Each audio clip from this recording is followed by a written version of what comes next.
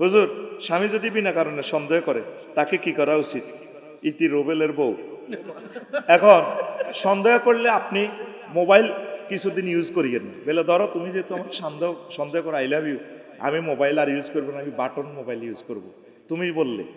অথবা তোমার যাকে বিশ্বাস হয়, আমার শাশুড়ি আম্মার কাছে বা আমার শ্বশুরজির কাছে মোবাইল থাকবে, ওর মাধ্যমে আমি কথা বলবো। এমনভাবে কাজ কারবার করবেন যাতে তিনি বিশ্বাস করেন। মোবাইল তো জীবন ছাড়তে রাজি, মোবাইল ছাড়তে রাজি না, এটার ভিতরে রুহ হান্দাই গেছে। এখন রহমান কারে কয়?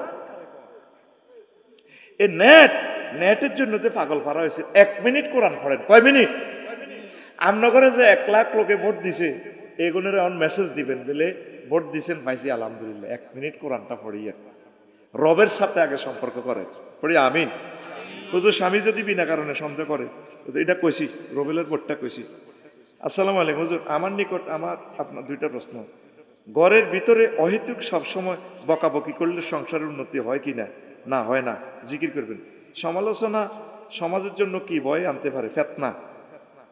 হুজুর, তাসনিম যারা তো হেরে গেছে, এখন যদি সে ইডি কি প্রশ্ন নি, হে তো স্বামী আছে, কত তোরা এইসব প্রশ্ন করস বেটা, মেজাজ খারাপ করস।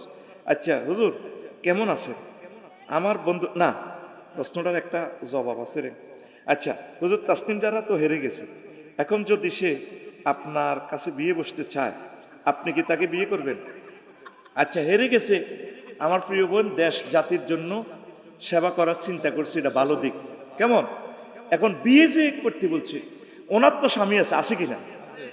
একে বিয়ে করার জন্য তামান্না করাটা অত গুনাহ, বরং তার জন্য দোয়া করতে হবে তারা স্বামী স্ত্রী যাতে মিলেমিশে বিনিশুতির মালা গ্রন্থনা হয়ে, যাতে তারা এই দুনিয়ার জীবন যাতে শেষ করে আখেরাতে তারা একসাথে থাকতে পারে।